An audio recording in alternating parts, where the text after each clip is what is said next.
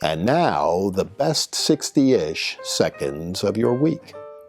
And this week we promise a much shorter version than last week, where I just kind of got into all the news that was there, and some people were saying, Charlie, that was the best 60 minutes, not 60-ish seconds. So a much shorter version this week.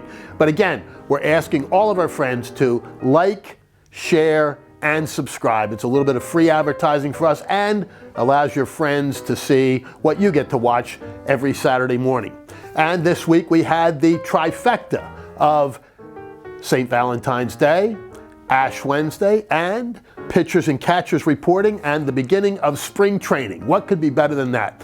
And for those who may not know the full story of Saint Valentine, take a moment to look at it. This was not some Hollywood creation or Hallmark creation. Saint Valentine was a Christian martyr, and the story is a truly beautiful one. And for all those who observe Lent, a happy, I don't know if happy is the right word, but a Holy Lent to each of you. And across the Commonwealth of Pennsylvania, my home state, this week was filing day. In Pennsylvania, you need to get all these signatures to get on the ballot for any office. And from President of the United States to alternate delegate to the national conventions, you've got to go out and traipse around getting all these signatures. I filed for delegate to the national convention in Milwaukee this year. I hope that my friends in central Pennsylvania will support my candidacy. I've been blessed, and I mean truly blessed, to have attended every single Republican National Convention since 1976, when I went there as a kid with Ronald Reagan, volunteering on his campaign that year. And that streak has been unbroken. 4 years ago, it was kind of broken, but there really wasn't a convention, so there's an asterisk there. And I'm hopeful that the voters of the 10th Congressional District will send me back to Milwaukee this year as a delegate. And again, if you know folks in my area, please say a word. Also this week, the House of Representatives impeached Alejandro Mayorkas finally.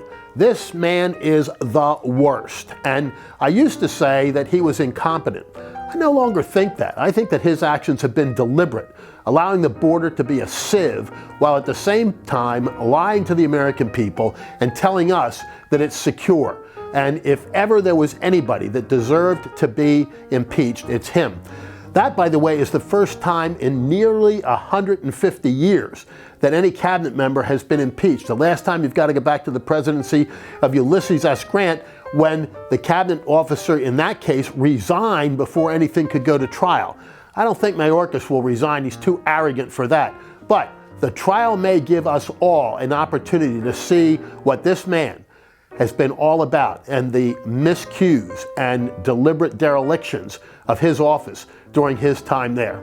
And this week we had to tape a little bit early, so on Thursday afternoon, just as we were wrapping this up and putting it to bed, in comes all of the testimony given by Fani, Willis, and others in the misconduct hearing into her handling of the case against Donald Trump. I mean, it is amazing. If you haven't had a chance to watch it, please do. She is, to put it mildly, a piece of work.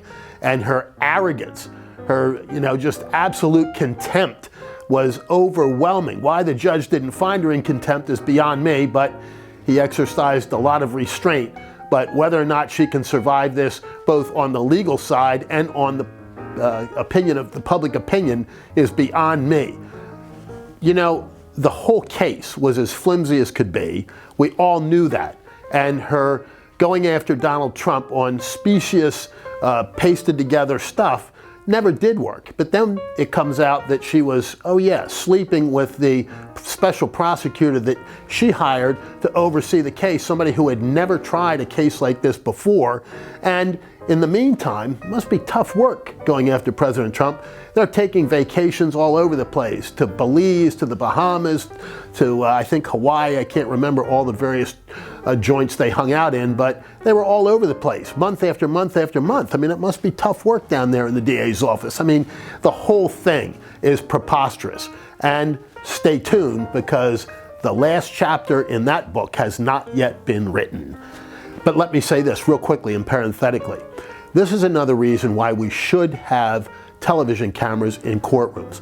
The fact that the American people had an opportunity to observe up close and personal what happened in that hearing today is really, really important. And I think you got to see justice being worked out as it was today. And I think that having cameras in the courtrooms gives all of us an opportunity to see for ourselves what's really going on. And for now, that is the best 60-ish seconds of your week.